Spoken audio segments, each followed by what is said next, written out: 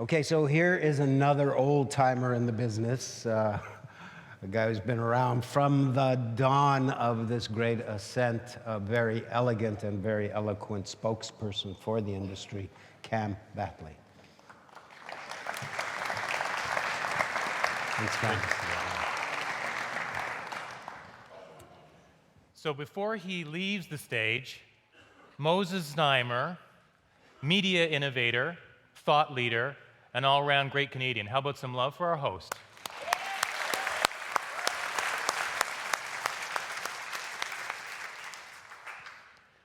My name is Cam Battley. I'm Chief Corporate Officer of Aurora Cannabis, a company that has grown like a what? I joined the company 3 years ago. We had 35 employees, almost all of them in Alberta. We were listed on the Canadian Securities Exchange, the junior exchange in Canada, and we had a market capitalization around $65 million. 3 years later, we have 2,800 employees around the world. We're listed on the New York Stock Exchange, and we have a market cap in excess of $10 billion. That's a microcosm. It's one example of what's happened to Canada's cannabis industry. Now, let me tell you a little bit about who I am, because I can tell you I'm just as shocked at what has happened as anybody else. I spent my whole career, until 5 years ago, in the global biopharmaceutical industry. I'm not the most likely guy to be in the cannabis business. I'm a scout leader for 10 years. I've coached both my kids' soccer teams for 10 years. They call me the squarest guy in the cannabis business. But you won't find anybody more enthusiastic about what we do collectively in this business, what we've done as a country, what Canada has done, and about our leadership. And I couldn't be more passionate about what we can do for the world if we get things right. And I'll tell you what I mean.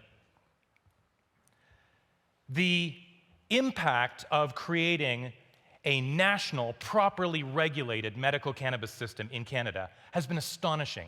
We now have more than 400,000 Canadians with a prescription from their doctor to use medical cannabis to manage the symptoms of a broad array of health conditions. How broad? The broadest in medicine. 10 years ago, if you had asked a physician anywhere in the world what's the most broadly therapeutically useful substance, 100% of them would have said aspirin. And why not? It has multiple mechanisms of action. You can use it for fever, for pain relief, for anticoagulation. It's a great substance. But today, when you look at the array of conditions for which medical cannabis can help, from pain, often displacing opioids, from anxiety, often displacing benzodiazepines, from sleep disturbance, fibromyalgia, bowel disease, multiple sclerosis, epilepsy, and on and on and on. This is the most broadly therapeutically useful substance in medicine. And who's telling that to the world? It's Canada. It's companies like Aurora and Canopy who are running dozens of clinical trials to actually put the science behind what has been known anecdotally for a long time. And we're not just doing it for Canada, we're doing it for the world. We're doing these studies, we're conducting them in multiple countries, we're sharing the data through continuing medical education. We're teaching physicians how to use medical cannabis safely and effectively with patients in countries around the world. How many countries? There are now more than 40 countries around the world that have either created medical cannabis systems or have announced that they're going to do so. That's exciting. It's part of a global megatrend, a rapid shift in society, in law, and in business. And it's incredibly exciting to be on the inside. But it's exciting for Canada too, because our regulators get great credit. Let's remember our bureaucrats, the Health Canada bureaucrats that created our medical cannabis system and then shaped our starting into consumer legalization. They work hard, they're brilliant, they're available when you need them in the evenings, on their cell phones, on the weekend. They work hard, and I'd like to acknowledge them. They're amazing public servants, Canadian public servants.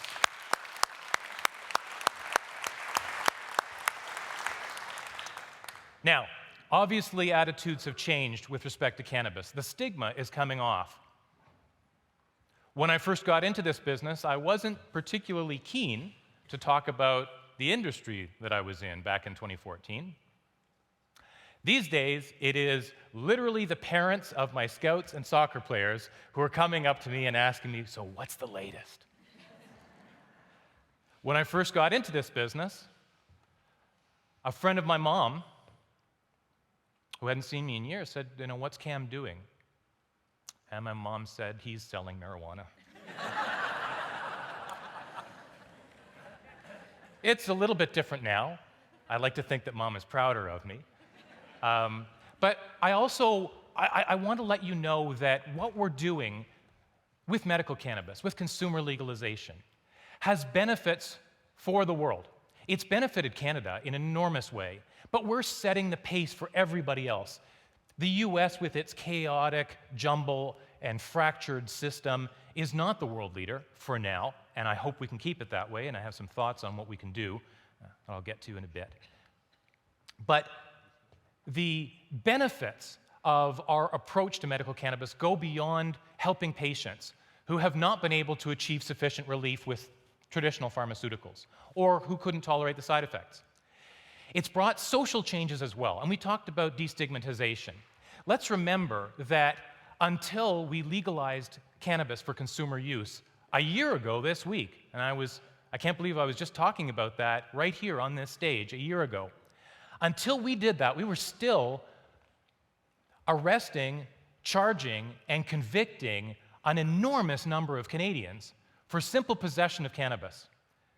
A few years ago, it was as many as 15,000 a year. The total number of Canadians charged or convicted with simple non-violent possession who carry that record through their lives is over 500,000. Now, what we had with criminal prohibition was something unhealthy in a couple of ways. We had a law that didn't work. It was an ineffective law. We had millions of Canadians who used cannabis on a regular basis, even though it was criminally prohibited. Okay, ineffective law. What's worse than that? We had a law that was unfairly and unevenly applied. And we all know when a law is unfairly and unevenly applied, who it lands on hard. It was Canadians of color, Indigenous Canadians, and low-income Canadians who suffered from criminal prohibition. They're the ones who got charged and convicted. They're the ones who had their housing disrupted, and their ability to work, and their ability to volunteer even, and certainly their ability to travel. So, when you have a situation with an ineffective law that is unevenly and unfairly applied, what do? Thankfully, we're Canadian. And even though it took a long time, we decided that a public policy approach was required. Now, last year, on this stage, I said that I think that one of the strengths of Canada, and one of the things that will help us reform cannabis laws around the world for both medical patients and ultimately consumers, is that we're not known as a wild and crazy country. At the time, I said that Canada is known for maple syrup and hockey and boring. I think today I would add Canada is known for the Raptors.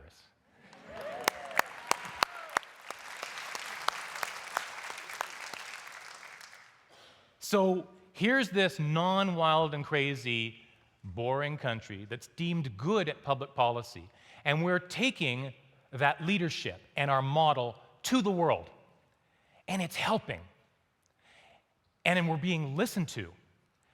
In the past year, I've flown something like 400,000 miles around the world, and yes, my green guilt means that I am buying carbon offsets. I feel what we're doing is important, but we're also, those of us who are working for and in the Canadian cannabis industry, we're a little bit like ambassadors. Ambassadors for Canada ambassadors for cannabis. And part of our responsibility, I believe, is to make cannabis safe for the world. I want other countries to follow our lead and make medical cannabis available so that people don't have to sneak around, so that they don't have to buy a generic baggie of what they don't know, from provenance they don't know. I want them to have a legitimate regulated system. I want them to be able to talk about the use of cannabis to manage their symptoms with their doctor. But I also want to see societies take another look at cannabis and take a look at what we've done in Canada. What we've done by taking the criminal prohibition away. Our job's not done yet in Canada. One of the projects that is closest to my heart is cannabis amnesty. Amnesty for those previously charged or convicted of nonviolent possession crimes. And to that end, yeah, that does deserve. And I'll tell you that amnesty means more even than the federal government has offered. The federal government has offered to move forward with accelerated pardons. That's not good enough. And the reason why is that what we actually need is expungement of records. We need to hit the delete button. We need to make it, And that's not just good public policy and bringing these people back into the areas of society where they have not been able to fully participate. It's not just good public policy. I call that social justice.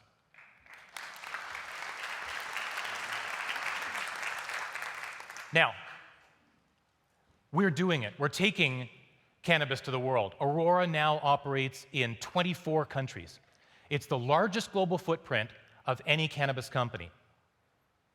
I'm so proud of that, and I'm so proud of our people. I'm proud of the unique hybrid culture that we've created at Aurora, with people, an employee base that looks like Canada, by God, which it should. And also this unique culture that allows suits like me from mature industries to work intimately together with people who come from the cannabis community. And all along during criminal prohibition were the keepers of the flame of passion and knowledge for the plant. It's a very special thing. Now, we take this to the world. We take our model. We take our public policy. Currently, we're even shipping our products, beautiful Canadian-grown cannabis that's pure and regulated and safe. But we also want to maintain that lead. We've created this lead. We are the ones who are making cannabis safe for the world, but we need to maintain that lead.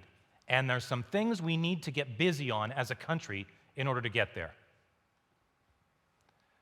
You don't see any ads for consumer legal cannabis, do you? Our marketing has been severely restricted for a substance that it has been well established is safer than alcohol on an individual health impact basis and on a societal impact basis. We're not allowed to market, with some very few exceptions. We're not even allowed to brand our products beyond a simple brand item and a color on packaging that is way too extensive. And the reason for that, the reason why it's so restricted, the reason why we can't harmonize the rules around cannabis with beer, wine, and liquor, where we've had regulations and restrictions in place provincially and federally for decades, is because policymakers are afraid to look permissive. They knew it was the right thing to do, to legalize cannabis for consumer use, to take away the criminal prohibition, to establish social justice, but they are afraid of seeming permissive. And so they said, okay, we'll legalize it, but we're going to make it super restricted, and we want to make sure that we don't normalize it. Well, if we want Canada's global leadership in cannabis to remain, if we want it to be here when I'm here speaking next year and in 10 years, we've got to let cannabis companies establish strong brands. Because as much as I'm so proud of the innovation at Aurora, where we've invented the world's first 21st century cannabis cultivation technology with mass-scale indoor facilities with a glass roof and the highest production efficiency in the world and no crop loss. I'm proud of that. But after that, companies and global leadership are built on brands. And we need the federal government to take another look at this and to take a look at the science around cannabis versus alcohol and to ask the same question that you would of any other industry. And Canada's cannabis industry is the fastest growing in this country. Tens of thousands of new jobs, billions in new investment, massive economic development, spin-off enhancements for the country, huge innovation, all being driven from here. It's time for companies like ours and Canopy and Supreme to have a chat with the federal government and say, first of all, loosen up. And second of all, let's do something not typically considered characteristic of Canadians and be bold. Let's create companies that will last.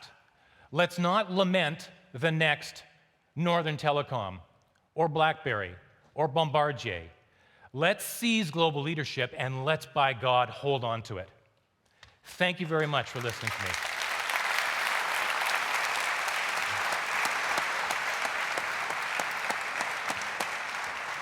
You got them riled up. Good.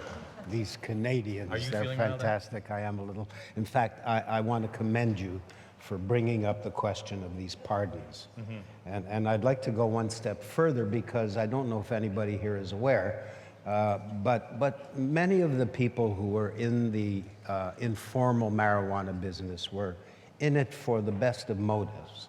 And they, by various kinds of laws and regulations, are now being prohibited from even applying for legitimate and legal ways in which to pursue. In the retail systems and so on? Yes. That's okay for now because they can all come work at Aurora. All right. Well, I'm sure they'd appreciate knowing that, Yeah, but you're right. it We have is. to clean it up. We have to let the people, why would we put up a stop sign and say, you who were right all along, and we finally acknowledged it as a country, Yeah. no room for you. We're going to penalize you. And I'll bring tell these you, people there is a further irony, not entirely tasteful, in which former police officers Yes. and senior government officials who were directly involved in hunting people down and throwing them in jail in their thousands are now sitting on boards and collecting millions for nothing. Well, yeah. You know what I'd like to hear from those individuals? You know what I'd just like to hear? A simple apology. I've done it. I looked at cannabis wrong, and I've learned. I've been schooled by people from the culture, and it's easy to say I'm sorry, and redemption is a lovely concept. So I'd love those people to just say, I'm sorry, I was wrong in the past. That would be good. And congratulations to you. Thank you. And to Aurora. Thank you very much. Oh.